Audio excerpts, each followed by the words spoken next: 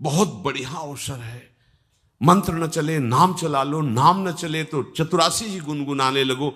बिल्कुल अवसर मत दो, जैसे दुश्मन नीचे गिर पड़ा है आप ऊपर चढ़े हो, अब उसको ऊपर आने का अवसर मत दो। ऊपर आने का अवसर दिया तो अब आपको ऊपर आने का अवसर दुश्मन नहीं दे पाएगा। ध्यान रखना, एक बार अगर अब मन चढ़ गया आपके ऊपर और मनमानी आचरण करा लिया तो आपको भजन लायक नहीं रखेगा, क्योंकि वो समझ चुका है कि तुम ऐसी जगह पहुंच चुके हो कि अगर अब हम इसको हरा ना पाए तो मुझे जिंदगी भर इसका गुलाम बनना पड़ेगा। मन ने देख लिया है कि अब हम मारे जाएंगे, अब मुझे मरना पड़ेगा, तो वो आखिरी कोशिश करके आपका नाश करेगा। बस आप सावधान हो जाओ। इस समय आपके घुटने उसके गर्दन के ऊपर हैं, ऐसा समझो, क्योंकि सदगुरु आश्रय, संत आश्रय, सत्संग, नाम धाम आश्रय। अब वो विचलित हो रहा है, भड़बड़ा रहा है, कोई तो मिले ऐसा, थोड़ा तो हमें जीवन दान दे, क्या विषय भोग, थोड़ा तो मुझे विषय सेवन करने को मिले। चूक कर दी तो फिर गिरा देगा।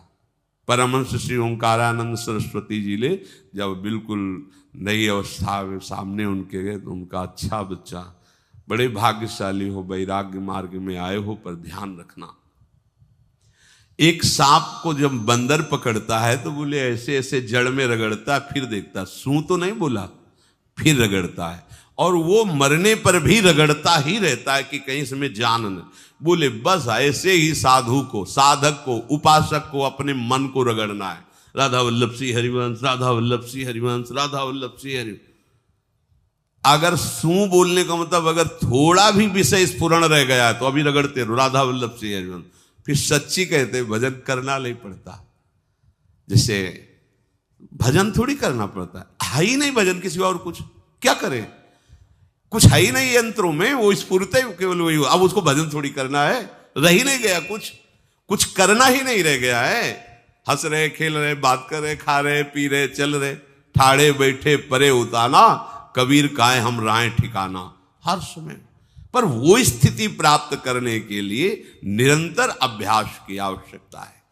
श्री भगवान कह रहे हैं कि परमम पुरुषम दिव्यम याति पार्थानुचिंतयेत, जो मेरा सदैव चिंतन करता रहता है, दिव्य परम पुरुष का साक्षात्कार उसको अपने चित्त में ही हो जाता है। चित्त स्थान भगवान वासुदेव का है।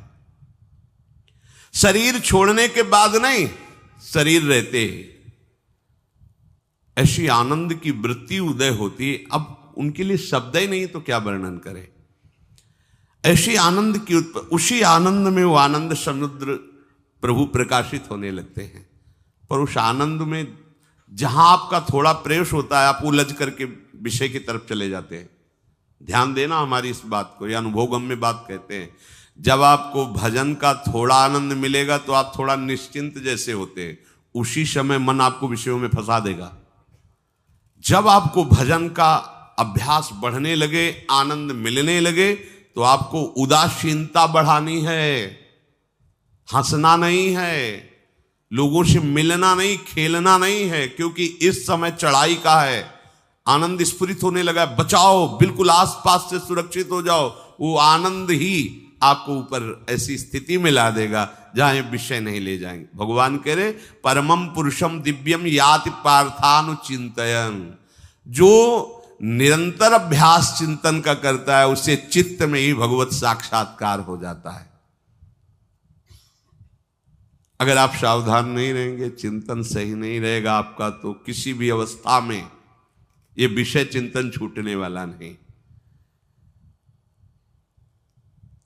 अभी हमारे पास अवसर है, अभी हमारे पास समय है, चूको मत।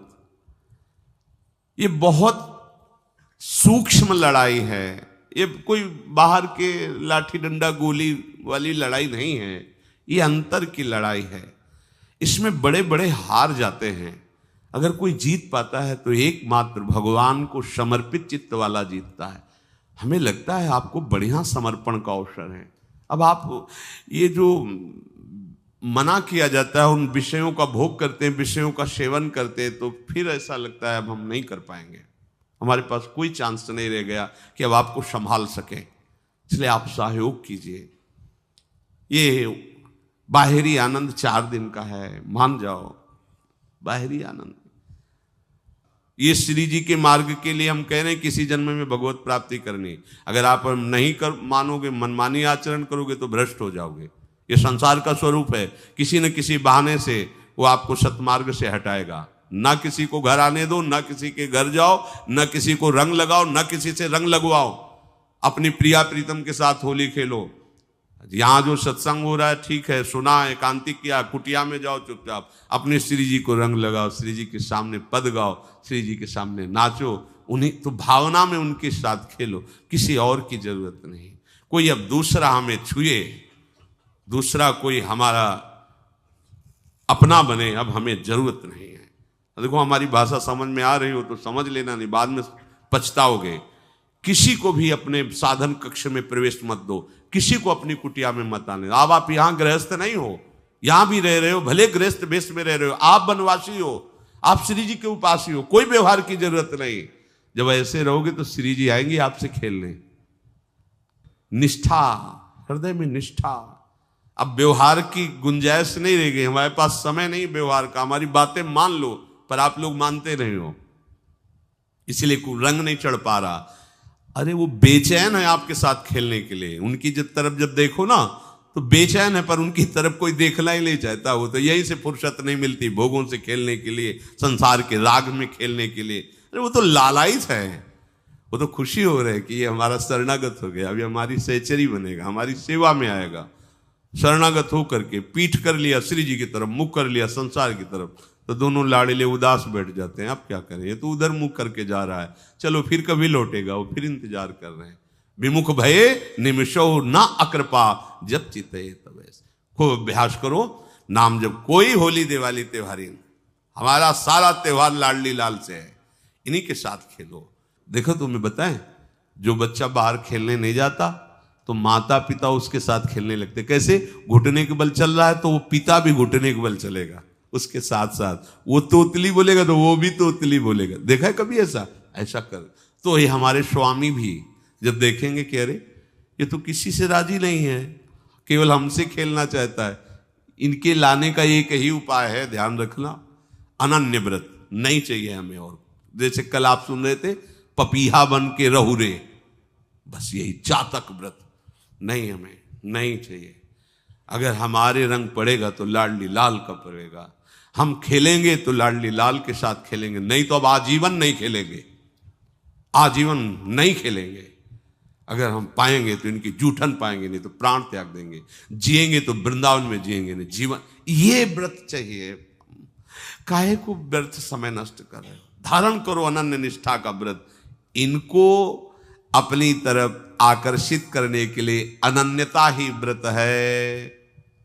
रसना कटो जो अन रटो, निरखी अन फुटो, नयन श्रवण फुटो जो अन सुनो, श्री राधा जसमैन। कोई भी सत्संगी कोई व्यसन न करे, अन्य किसी से संपर्क न करे, खूब पद गाओ, खूब नाचो, अपना दरवाजा कुटिया का बंद करके खूब रो, नाचो, खेलो, कूदो, उन्हीं से वो खेलने लगेंगे। उनको चैन नहीं है आपके सिवा, आप चैन से रह रहे हो। हमारे प्रिया प्रीतम आपका इंतजार कर रहे हैं, तभी आप पर हेतु की कृपा की। ये बात अंदर की समझो, प्रिया प्रीतम अंदर से आपको बहुत प्यार करते हैं, पर हम देखते हैं कि आप प्रिया प्रीतम से प्यार नहीं करते। आप संसार की तरफ बढ़ते जा रहे हो, हाथ फैलाए खड़े, मेरी तरफ आ जा। ये हमारे भगवान नहीं है, ये हमारे लाडली लाल हैं। हम इनको भगवान नहीं, ये तो प्रेम के खिलौना दो खेलत है, प्रेम खेल। हमारे रसिकों ने इनको भगवान नहीं माना। अगर कोई संकट आया तो अपने आंचल में छुपा के इनको लेके भागे। ये नहीं सोचा कि अखिल लोक ब्रह्मांडों का ईश्वर, इसको छुपा के भागने की क्या जरूरत है। चाहे बिहारी जी को, चाहे राधा वल्लभ लाल को, जब कभी कोई ऐसा भय आया है तो ऐसा नहीं सोचा कि भगवान रक्षा करेंगे, नहीं, इनकी रक्षा हमें करनी है। इनको छुपा करके, कभी काम वन में राधा वल्लभ लाल को, कभी बिहार वन में से बिहारी जी महाराज, छुपा छुपा के अपने अपने ठाकुरों। तो हमारे ये लाडले हैं, प्यारे हैं, इन्हीं के साथ खेलना है, इन्हीं में रहना है, अब इन्हीं के पास रहना है, इन्हीं में रहना है। दो बात ध्यान रखो, इन्हीं के पास रहना है, इन्हीं में रहना है, बस।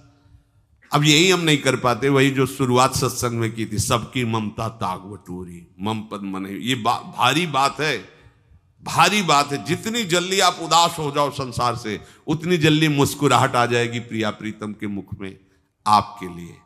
आप जब मुस्कुरा रहे उधर तो वो उदास बैठे कि हमारी तरफ क्यों नहीं देख रहा। अब हमें अपने प्यारे को उदास नहीं करना, प्यारे को मुस्कुराहट से युक्त करना है। क्या हम उदास हो जाएं?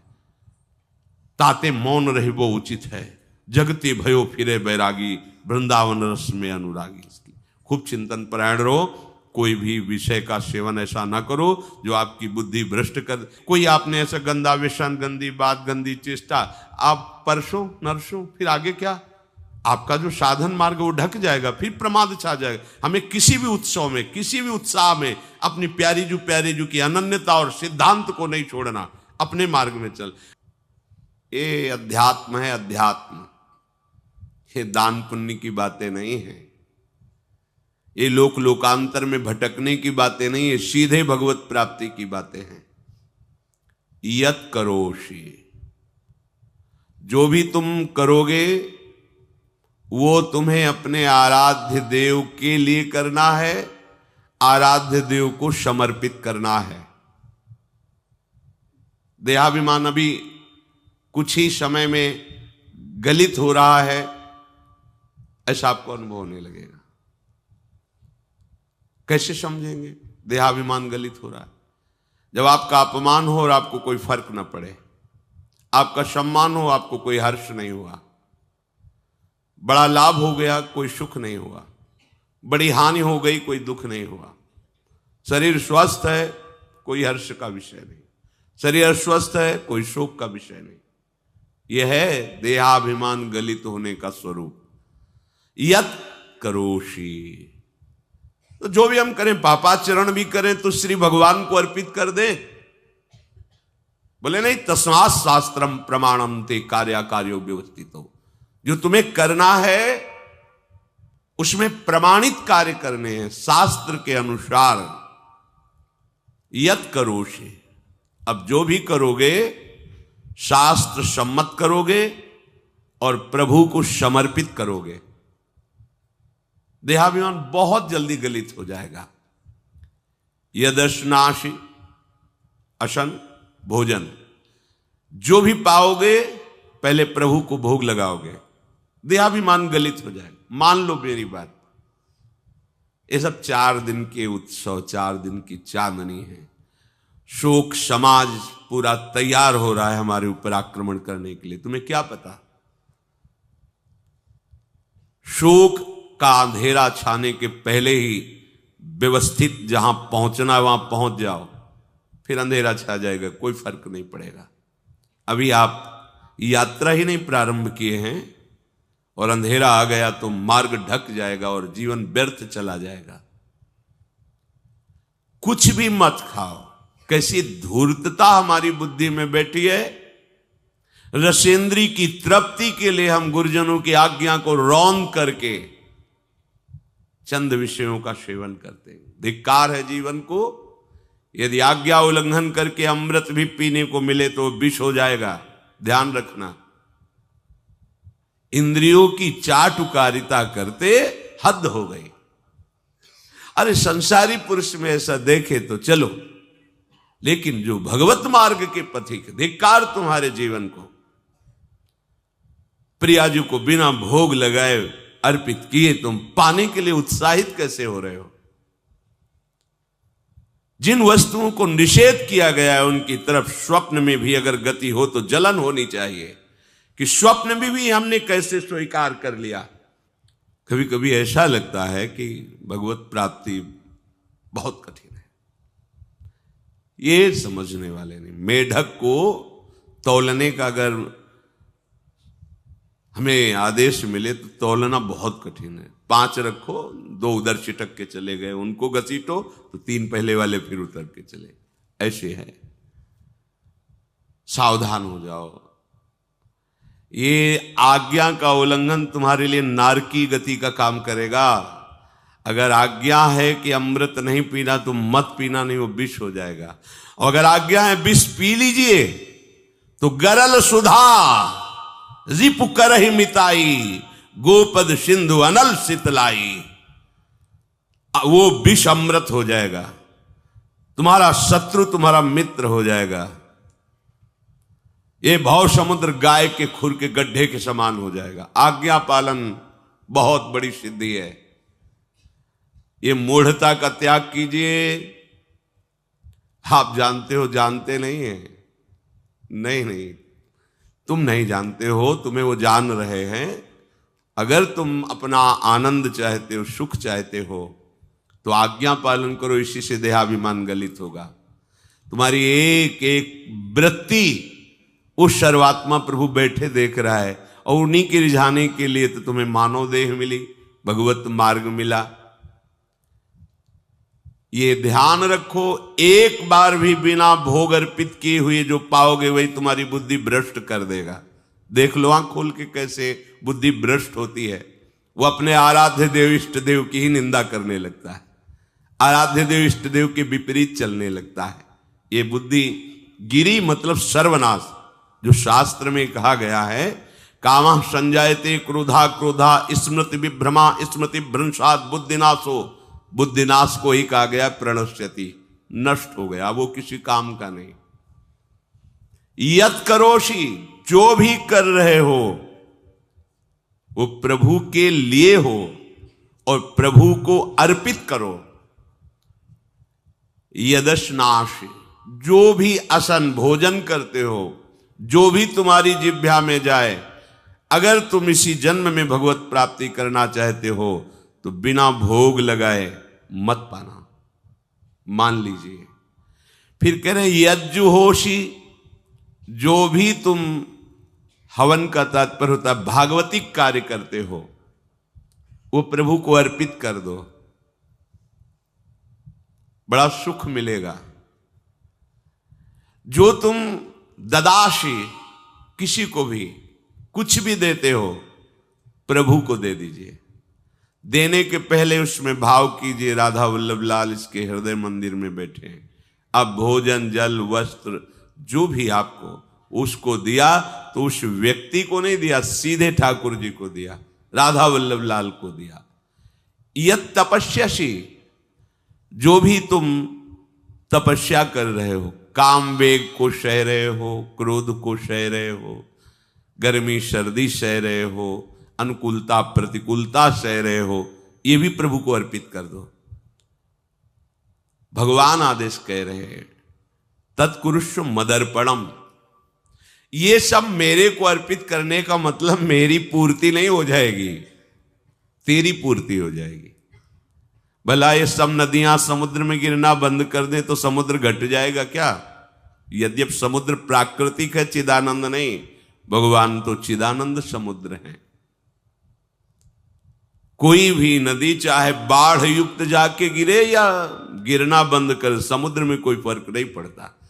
इसीलिए सेवक जी ने कहा है, मांगो मन मनुष्य दास अपनी कर, पूर्ण काम सदा हृदयम। हे पूर्ण काम प्रभु, यद्यपि आपको मेरी जरूरत नहीं है, पर मैं अपने लिए मांग रहा हूं कि अपनी दासी बना लीजिए। मदभक्तो मईश्वरे सर्वज्ञे परम गुरु वासुदेवे समर्पित सर्वात्म भावः यत् पश्यति शृणोति स्पृशति वा सर्वमेव भगवान वासुदेवः इत्येवं गृहाविष्ट बुद्धिर मदभक्तः सन एतत् यथोक्तम सम्यक दर्शनम विज्ञाय मद भावाय मम भावो मद भावः परमात्म भावस्तस्मै परमात्म भावो योपपद्यते युज्यते घटते मोक्षम गच्छति। वेद कहता है, भगवान की वाणी, मद भक्तो, जो मेरा भक्त हो गया है। अभी हम देह भक्त हैं, भोगों के भक्त हैं, विषयों के भक्त हैं। काम क्रोध लोभ मोह जब जो चाहता है हमें परास्त कर देता है। लेकिन जो मद भक्तो हो गया उसको नहीं। बाहरी वेश परिवर्तन से मद भक्तो नहीं होता। कभी कभी हंसी आती है कि अमृत कुंड को छोड़ करके मल कुंड का स्वाद लेने के लिए कितना लालायित है जीव। कैसी मंद बुद्धि, मतलब एकदम लगता है कि वाह प्रभु आपकी है विचित्र माया है। ये इधर कूदे तो अमृत कुंड है, इधर कूद रहा है मल कुंड है। वो जानबूझ करके अमृत को त्याग करके मलकुंड में जा रहा है। जहां हमारी प्यारी जी और प्यारे जी की ऐसी सुख वृत्ति है, वेणु कानन कुणित श्रवण सुंदर सुनत मुक्ति सम सकल सुख पाए पग पेलिरी। मोक्ष सुख को भी लात मार करके जिस सुख में बढ़ा है, कैसा कैसा तुम्हारा आश्रय है। हमारे युगल सरकार का ऐसा सुख है कि मोक्ष सुख थूक देने योग्य हो जाता है, और आप युगल सरकार को एक तुच्छ विषय के लिए छोड़ देते। कैसे भक्त हो तुम, कैसे हो तुम? खुद प्रश्न करके देखो। कभी तुम्हें अपने ऊपर धिक्कार नहीं आता? अपने को बहुत चतुर समझते हो, अपने को बहुत प्रवीण समझते हो कि कोई नहीं जानता हम क्या खाते हैं, कोई नहीं जानता हम कहां जाते हैं, कोई नहीं जानता हम कैसे खिलाड़ी हैं कि खेल रहे। अरे पागल, तू कैसा खेल रहा है। ये जगन नाटक वैभवा, वो बैठे हुए डायरेक्टर सब कुछ देख रहा है और तुम्हारी कहानी लिख रहा है।